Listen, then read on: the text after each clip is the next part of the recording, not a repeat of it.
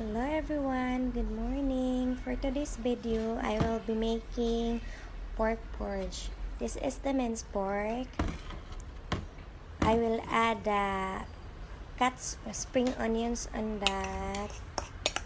And then after adding the spring onions, I will mix it well. Let it combine properly. Ayan. Mekas-mekas mo na yan, bash. Ayan. Sensyahan nyo na yung daliri ko, guys. Ano yan, napagtripan yan ng kutsilyo. Ayan. And then, lagyan natin ng 1 teaspoon na sesame oil. 1 teaspoon lang, konti lang. Kasi konti lang naman yung karne natin. Ayan. After ng sesame oil, lagyan natin ng soya sauce. Yung soya sauce naman, depende kung gaano karami yung karne mo. Sa akin, hindi siya ganun karami. So, kaya isang kutsara lang nilagay ko. Ayan. Pagkatapos nyan, lagyan natin ng kunting asin. Kunti lang para hindi maalat. Kasi may soya sauce na yun. After ng kunting asin, kunting asukal. Asukal yan, guys. Baka akala nyo asin. Asukal yan. Kunting asukal. Tapos kunting seasonings. Kung dyan sa atin yan sa Pinas, parang magic sarap yan. And then, cornstarch. Depende rin kung gaano karami yung cornstarch mo. Then, konting itlog. Ayan, naka-ready na yung mga ingredients ko para hindi na ako magkakat or mag-mix na pag nagve-video ako, para hindi ganun kahaba. Ayan, mekos-mekos na yan. Ano lang, mix mo lang siya ng maigi.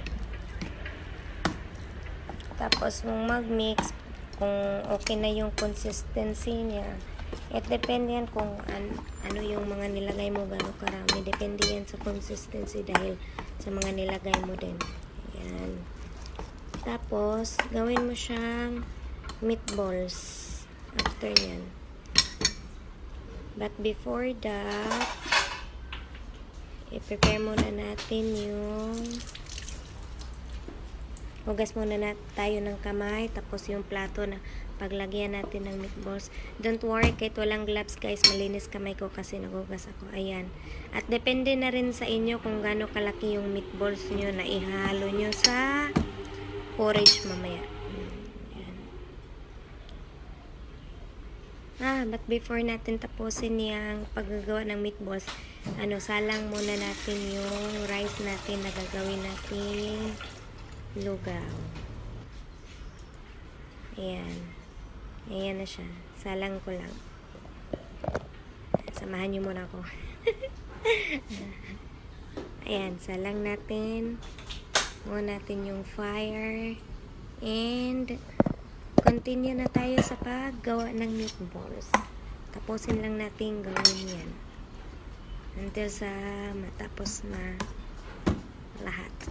Konti lang yan kasi konti lang yung minced pork na nilagay ko, parang ano lang yan, kalahati siya sa 1/4 ata, sa 1/4 kilo kalahati siya. Yan, diba, konti lang. Ayan, ayan na siya. Okay na. Last one. And then done. Voila. Ayan lang natin kumulo yung natin. Ayan. Ayan ilalagay natin yan sa yung ginagawa nating lugaw. Yan. Ayan, lagay natin yung dinurog na ginger, tapos yung tira na spring onions. Tapos, halo-haloin lang natin. Antayin natin maluto siya. Iwan muna natin yan. Ayan na, kumukulo na siya. After niyang kumulo, ilagay natin yung ginawa nating meatballs. Ayan. Ayan na yung meatballs natin. Lagay natin. Ayan. Isa-isa, wag mong ilagay lahat, dahan-dahan lang. Kasi baka magdikit-dikit yan. Yan, isa lang. Kasi yung isa na una mong ilalagay, magiging titigas yan. So, hindi na yan magdidikit. Kaya yan, isa-isa lang tayo dyan. Ayan na siya. Malapit na malagay lahat.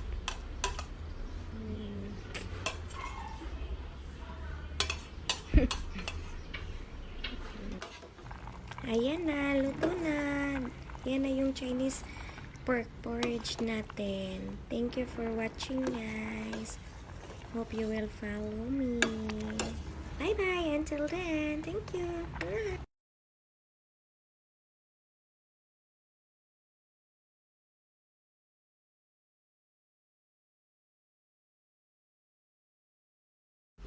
Ayan. Okay na siya. Ayan na yung kumukulo na may meat. Tapos, ayan na yung finished product niya. Ayan, luto na yung pork porridge natin.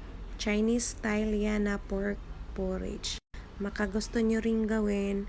Maganda yan sa may mga bata at matanda. That's all. Thank you for